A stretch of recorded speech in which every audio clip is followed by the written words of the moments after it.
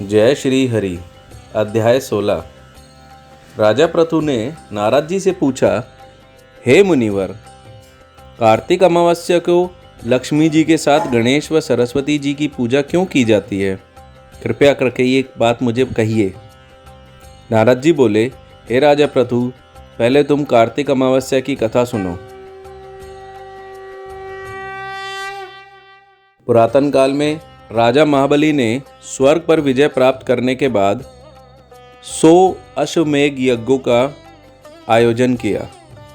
100वें यज्ञ पर वह अजय बन जाता, यह सोचकर देवता घबरा गए। एक बार फिर देवताओं पर संकट आ गया था। बगैर अमृत पीकर भी राजा बलि इतना मायावी बन बैठा था कि उसको मारने की किसी में शक्ति नहीं थी।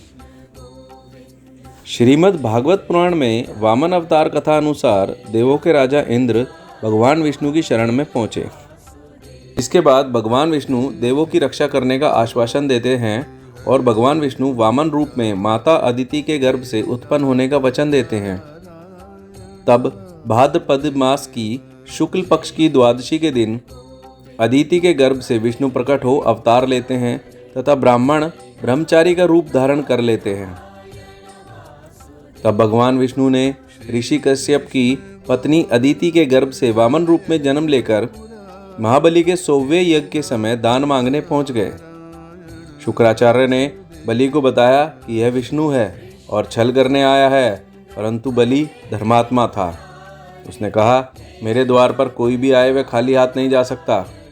अब वामन देव ने दान देने का पहले वचन लेकर संकल्प कराया और तब 3 पग धरती का दान मांगा। बलि ने शुक्राचार्य की बात नहीं सुनी और वामन के दान मांगने पर उसको 3 पग भूमि दान में दे दी। जब जल छोड़कर सब दान कर दिया गया तब ब्राह्मण वेश में वामन भगवान ने अपना विराट रूप दिखा दिया। एक पग में भूमंडल नाप लिया, दूसरे में स्वर्ग और तीसरे में राजा से पूछा कि तीसरा पग कहाँ रखूं महाबली? पूछने पर बलि ने मुस्कुराकर कहा, इसमें तो कमी आपकी हुई भगवान, अब तो मेरा सिर ही बचा है। इस प्रकार विष्णु ने उसके सिर पर तीसरा पैर रख दिया। उसकी भक्ति से प्रसन्न होकर विष्णु ने उसे पाताल में रसातल का कलयुग के अंत तक का राजा बने रहने का वरदान दे दिया। अब बलि ने विष्णु से एक और वरदान मांगा। राजा बलि ने कहा कि भगवान, यदि आप मुझे पाताल लोक का राजा बना ही रहे हैं तो मुझे वरदान दीजिए कि मेरा साम्राज्य शत्रुओं के प्रपंचों से बचा रहे और आप मेरे साथ रहें। अपने भक्तों के अनुरोध पर भगवान विष्णु ने राजा बलि के निवास में रहने का संकल्प किया। पातालपुरी में राजा बलि के राज्य में 8 प्रहर भगवान विष्णु सशरीर उपस्थित रहकर उनकी रक्षा करने लगे और इस तरह बलि निश्चिंत होकर सोता था और संपूर्ण पातालपुरी में शुक्राचार्य के साथ रहकर एक नए धर्म राज्य की व्यवस्था संचालित करता था। इधर बैकुंठ में सभी देवी देवता समेत लक्ष्मी जी अत्यंत चिंतित हो गई। तब इस कठिन काल में नारद जी ने माता लक्ष्मी को एक युक्ति बताई। उन्होंने कहा कि एक रक्षा सूत्र लेकर वे राजा बलि के पास अपरिचित रूप में दीनहीन दुखियारी बनकर जाएं और राजा बलि को भाई बनाकर दान में प्रभु को मांग लाएं। लक्ष्मी जी राजा बलि के दरबार में उपस्थित हुई और उन्होंने उनसे आग्रह किया कि वे उन्हें भाई बनाना चाहती हैं। राजा ने उनका प्रस्ताव सहर्ष स्वीकार कर लिया और उनसे रक्षा सूत्र बंधवा लिया और कहा कि अपनी इच्छा के अनुरूप कुछ भी उनसे मांग लें। लक्ष्मी जी इसी हेतु तो वहाँ आई थी।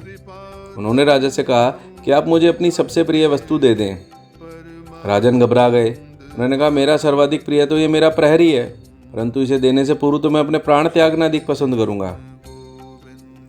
तब लक्ष्मी जी ने अपना परिचय उन्हें दिया और बताया कि मैं आपके उसी प्रहरी की पत्नी हूँ जिन्हें उन्होंने बहन माना था।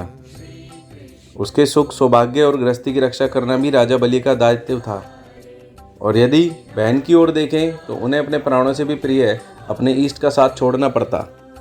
पर राजन ने अपने स्वार्थ से बहुत ऊपर उठकर बहन के सुख को माना और प्रभु को मुक्त कर उनके साथ बैकुंठ वास की सहमति दे दी।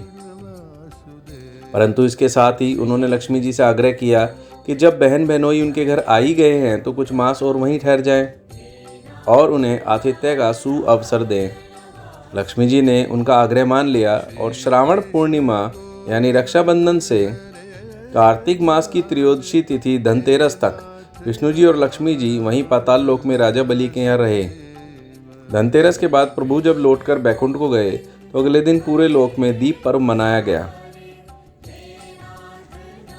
तब नारद जी बोले, हे राजा पृथु, अब मैं तुम्हें गणेश जी व सरस्वती पूजन का कारण बताता हूँ। दीपावली की पूजा में लक्ष्मी जी के साथ श्री गणेश और माँ सरस्वती की पूजा इसलिए की जाती है कि लक्ष्मी के मद में मनुष्य कुकर्म ना करे और वह सद्बुद्धि के साथ ज्ञानपूर्वक धन का सदुपयोग कर सके। अध्याय 16 यहीं समाप्त हुआ।